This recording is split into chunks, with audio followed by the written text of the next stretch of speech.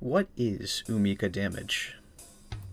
Well, Umika is a standard Japanese name that can mean ocean fragrance.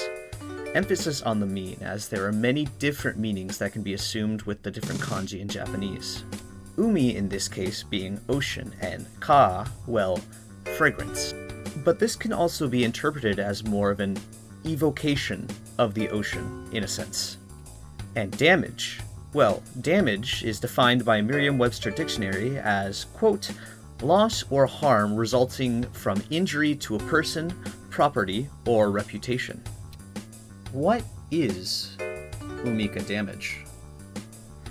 Umika is a character from the JRPG team-building gacha game Blue Archive, a self-dubbed epic anime RPG wherein you build strong, deep relationships and get to know each student's unique story while leading your squad. So let's go, Sensei. Damage in Blue Archive is a value subtracted from a unit's health bar when receiving an attack from an opposing enemy or environmental hazard. Or even sometimes from themselves? Anyways, back to the subject. What is Umika Damage?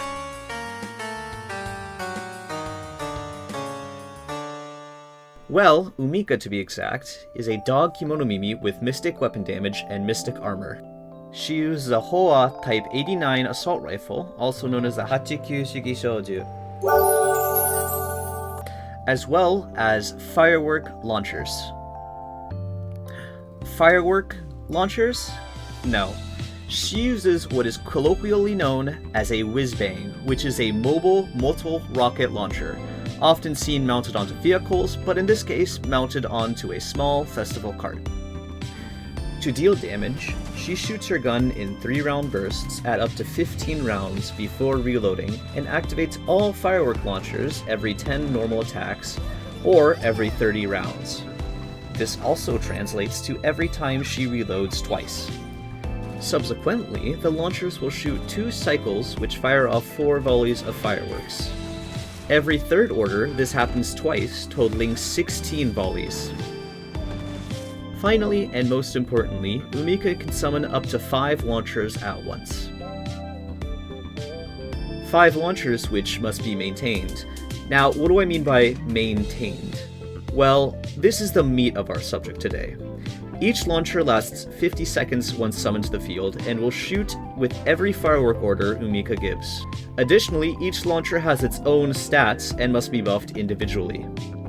Kei's EX skill, Me Here and Now, Maho Shoujo Suzumi's EX skill, It's Magic, and lastly, Dress Ako's EX skill, Perfect Agent, are all wonderful ways to buff these launchers. Only problem being, these skills are both costly, and when the launcher dies, the skill loses value. Thus, we come to the crux of our cute, festive dog-shaped conundrum. We need an equation that gives us the perfect launcher to buff to cost to rotation ratio that would allow Umika to have all 5 launchers on the field, while optimally buffing each launcher.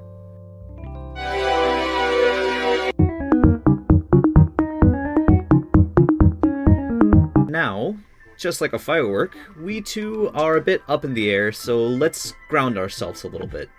Specifically into content which is fitting for Umika. We have a few choices here. Final Restriction Fury of Set, Final Restriction Kakuma, Grand Assault Bina Mystic Armor, Total Assault Shiro Kuro, Total Assault Gauze, though much trickier, Grand Assault Hieronymus, and possibly Grand Assault Walkabout. But we won't cover that as it's really complicated for this situation. In fact, let's cut down to where she does her absolute best. Grand Assault Hieronymus, Mystic Armor Bina, and Fury of Set. Furthermore, we're going to focus on Grand Assault Hieronymus for this video. To be even more specific, we'll focus on the Torment version of Hieronymus. For Hieronymus, we need to fill 6 slots, 4 striker slots, and 2 special unit slots. 1 is already taken by Umika. We need a healer, a secondary damage dealer with a low EX cost to take out the red relic, an AoE healer to make things easier, and after that, we can be a bit creative. Since Hieronymus has a respectable defense value, we'll be using Swimsuit Shiroko. This gives us outstanding EX cost generation and 5 extra EX points by reducing all EX skills aside from hers by 1 for their first use. Additionally, she will be able to break the red relic. From here, we want to strictly leave that last special student slot open for Ryo, Ritsu, or Mahou Shoujo Reisa, for reasons I'll get into. For sanity's sake as well, we're just going to delegate it to Mahou Shoujo Reisa. Next, we will use Mahou Shoujo Suzumi and Kei as our buffers. And with that, we have one more slot. From here, we have some options. Diako is way too costly to rotate in, so we can focus on amping Umika's attack speed. Additionally, we could also focus on adding more healing to the rotation, so we could pop the green relic earlier.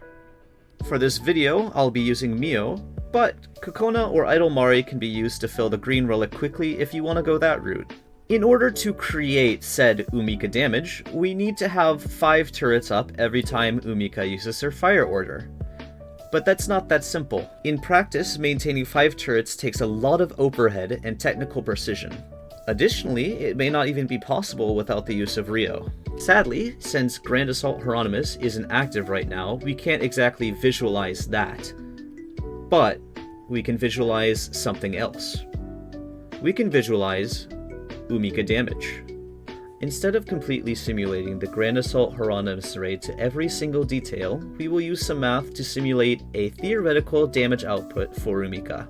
We will let Y equal the total damage done by Umika, T equal the amount of launchers on the field, each line will separate a different fire order, and X will represent time. So now that we have our beautiful Umika graph, we can use this visualization to discover many things. For example, the difference between being an unlucky person and a lucky person, or a crit molder, is more valuable than Swimsuit Shiroko. This proves that crit molding in Blue Archive is sadly very important. It also shows just how impactful the red and green relics are in this raid. Right now, by adjusting the slider for the green relic, you can see just how much the slope of the graph changes. This suggests that it may be better to rush the green relic if possible than to attempt to deal any damage early on. Additionally, while it may be slightly bugged on this graph, we also learned that the red relic is not nearly as impactful as the green relic. So, if, and only if this data is correct, perhaps holding off on popping the red relic immediately can be forgiven. However, if you can, activate the red relic. Last, and most importantly, we can challenge turret amount versus attack speed. Using the sliders, we can observe that attack speed at 3 turrets has a more convenient value than no attack speed with 5 turrets. Now, a more convenient value is defined by the ease of the rotation. In this case, using Mio is a 2 cost, while using Ryo is also a 2 cost, but adds much more complexity to our rotation. When you add Ryo to the equation, you have to try to figure out how to edge out timings, and not to mention Umika's EX animation, which will slow her fire rate. So, what can we conclude from this? Well, Umika can benefit from attack speed perhaps even more than she does from hitting the 5 turret cap. For one, it's much easier to rotate and maintain 3 turrets, and second, you're slowing down Umika anyways if you spam her EX animation. And I should also mention that you're wasting Ryo's attack buff when you put it on Umika. It only applies to her auto attacks. Now, let's have some even further fun with this. Let's say instead of using Mio, we ran Atsuko, and instead of Mahou Shoujo Reisa, we ran Ritsu. We'll change the values of these buffs, and load it into the graph. And now, as you can see, using Ritsu completely outperforms maintaining 5 turrets, or using M Reisa and Mio. This shows just how valuable 100% attack speed is for Umika. And to further conclude our point, this shows just how valuable it is to balance attack speed and turret maintenance on this character.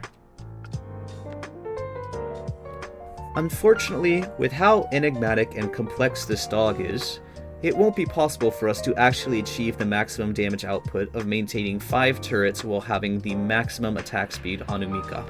but we can always go with a theoretical best. How should we exactly rotate our team? Should we value attack speed over more turrets? And even, is the relic even that important? Which it is. Very, very important. Please use the relics. And with this, we have safely explored a subject with a massive amount of understanding and overhead. Umika Damage. From the most impactful variable to the least impactful variable. Hopefully, this gives you more appreciation for Umika and allows you to use this exceptionally cute dog and her exceptionally useful kit. If you enjoyed this analysis, I do recommend that you at least like the video and potentially leave a comment about something you found interesting. That will push it to more people and put it into the algorithm. In exchange, if this video picks up enough traction, say 10 comments and 500 likes, then I will analyze the character in the top comment. I tend to make very diverse content, so while I can't promise more in-depth detailed Blue Archive videos, I can promise you will hear the same voice and a similar thought process. This has been Icy Otaku with Umika Damage. Thank you so much for watching, and until next time. Or until never. It really depends. Later.